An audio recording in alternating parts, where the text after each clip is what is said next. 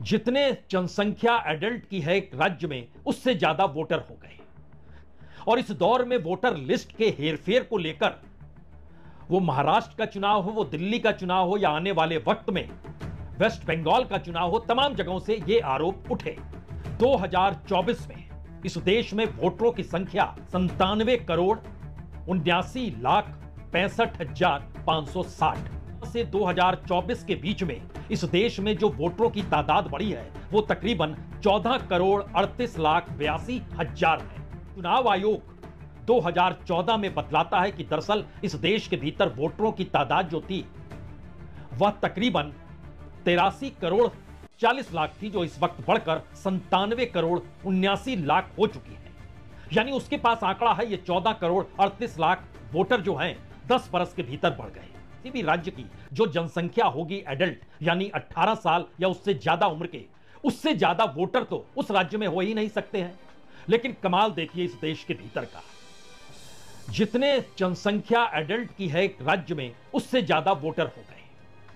कि पार्लियामेंट के भीतर राहुल गांधी ने जब आज नहीं 3 महीने पहले यह कहा था, एक बार डिस्कशन तो कर लीजिए इस देश के वोटर लिस्ट को लेकर, जो सरकार नहीं बनाती है लेकिन डिस्कशन करने से क्यों घबराते हैं।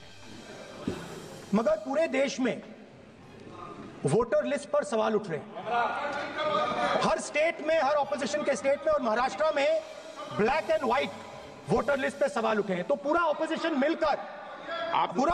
मिलकर सिर्फ ये बोलने दीजिए, पूरा ऑपोजिशन सिर्फ मिलकर ये कह रहा है कि वोटर लिस्ट पे यहां पे एक डिस्कशन हो जाए।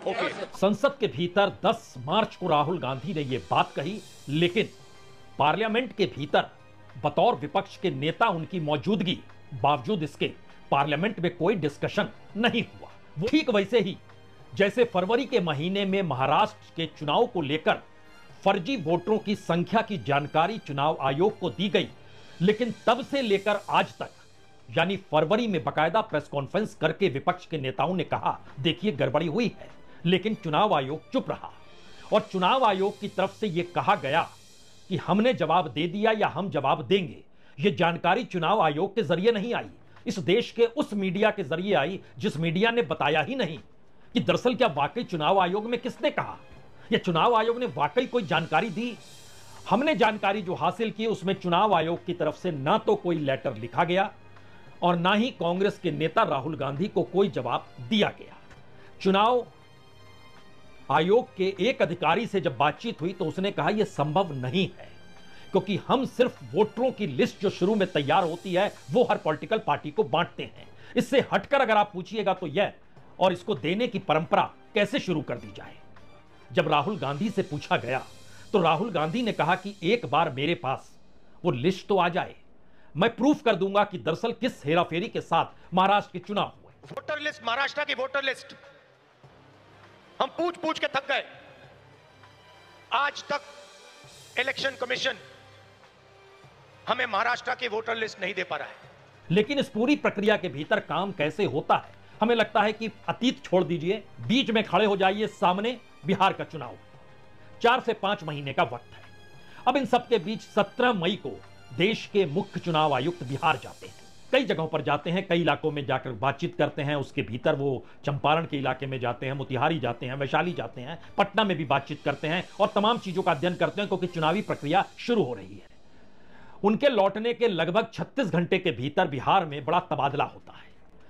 1 दर्जन आईएएस बदल दिए जाते हैं अलग अलग जगहों पर। उसमें बेतिया भी है, मुंगेर भी है, समस्तीपुर भी है, भागलपुर भी है, भोजपुर भी है। आईएएस बदल दिए जाते हैं जो अलग, आईपीएस भी बदले जाते हैं, आधे दर्जन या उससे कुछ ज्यादा आईपीएस के भी फेरबदल होते हैं। तो आईएएस बदल दिए गए, आईपीएस बदल दिए गए। उसके बाद जो पोस्ट सबसे महत्वपूर्ण होती है वह एसडीओ की पोस्ट होती है, जो कि स्टेट ऑफिसर के तौर पर उनकी नियुक्ति होती है। बिहार एडमिनिस्ट्रेटिव सर्विस से वह चुनकर आते हैं।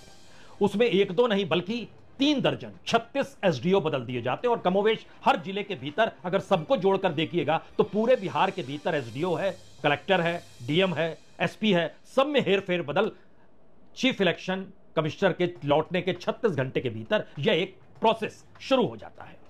कल और आज बिहार में एक बैठक शुरू होती है, जो कि सहायक निर्वाचक निबंधन पदाधिकारियों के लिए एक राज्य स्तर का परीक्षण शुरू होता है, क्योंकि अब मतदाता सूची पर काम शुरू होना है। तो मतदाता सूची डोर टू डोर जाकर आपको सत्यापन करना होगा, यानी जिस व्यक्ति का नाम जिस एड्रेस पे है वहां जाना होगा, बताना होगा, पूछना होगा। कल 18 जिले थे, आज 20 जिले और जोड़े गए और ये 2 दिनों की बैठक आज खत्म हुई। इसमें एक बात और निकल कर आई, क्योंकि बिहार के चुनाव नवंबर में होने हैं। अब नवंबर में चुनाव होने हैं और 1 अक्टूबर को भी जिसकी उम्र 18 वर्ष की होगी, चुनाव आयोग तुरंत ऐसी व्यवस्था कर रहा है कि 1 अक्टूबर को अगर 18 वर्ष का वो शख्स हो गया तो उसके बाद वो ऑनलाइन भी व्यवस्था कर सकता है। इसके लिए हेल्पलाइन ऐप है, बाकायदा वोटर हेल्पलाइन ऐप है, वोटर सर्विस पोर्टल भी है और जो BLO होता है वह तो मौजूद ही है। इन सब के जरिए वो अपने नाम को ऑनलाइन एक फॉर्म 6 भरना होता है, जो मतदाता सूची में आपका नाम जुड़ जाएगा। आप कहेंगे कितना शानदार तरीके से काम ये हो रहा है।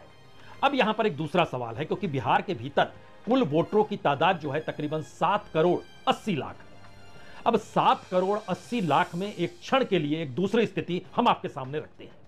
18 से 19 साल तक के जो वोटर हैं बिहार के भीतर, उनकी संख्या 64 लाख है और जिनका नाम वोटर लिस्ट में है उनकी संख्या चुनाव आयोग के मुताबिक 8,08,857 है।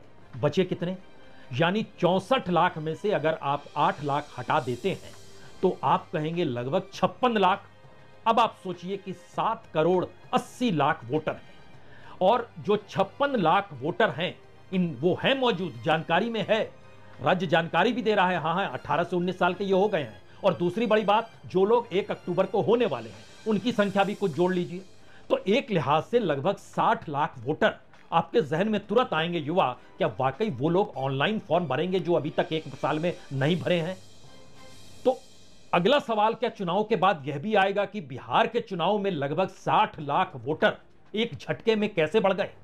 और कमोवेश यही स्थिति महाराष्ट्र के भीतर भी आई और महाराष्ट्र के भीतर एक बड़ा सवाल यह था कि जितनी बड़ी तादाद में वोटर एक झटके में बढ़ गया, उतना उसके अपने इतिहास में कभी नहीं बढ़ा। इतनी बड़े वोटर की संख्या कैसे बढ़ गई, वह भी 5 महीने के भीतर। और यही स्थिति अगर आप बिहार के भीतर एक झटके में आ जाएंगे तो बिहार में बहुत ज्यादा नहीं, सिर्फ और सिर्फ 52 कॉन्स्टिट्यूएंसी ऐसी है जिसमें अगर वोट हर कॉन्स्टिट्यूएंसी में 52 कॉन्स्टिट्यूएंसी में अगर वोट 20-20 हजार बढ़ा दिया जाए और वो 20,000 वोट बीजेपी के हक में चला जाए तो एक झटके में बीजेपी का जो आंकड़ा पिछले चुनाव में 74 का था, 74 सीटों पर जीती थी, इस बार वो आंकड़ा एक झटके में बढ़कर 90 के करीब हो जाएगा।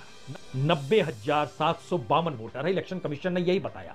और राज्य ने जानकारी दी, जी हमारे यहां दरअसल एडल्ट वोटर की जनसंख्या ही 9 करोड़ 54 लाख है, यानी 23 लाख वोटर एक झटके में चुनाव आयोग की लिस्ट में बढ़ गए जो राज्य में एडल्ट भी नहीं है। अब आप क्या करोगे? यह है हकीकत हिंदुस्तान के उस डेमोक्रेसी की जो दुनिया में सबसे बड़े लोकतांत्रिक देश की पहचान के साथ डुगडुगी बजाता है। बहुत बहुत शुक्रिया, बहुत बहुत शुक्रिया।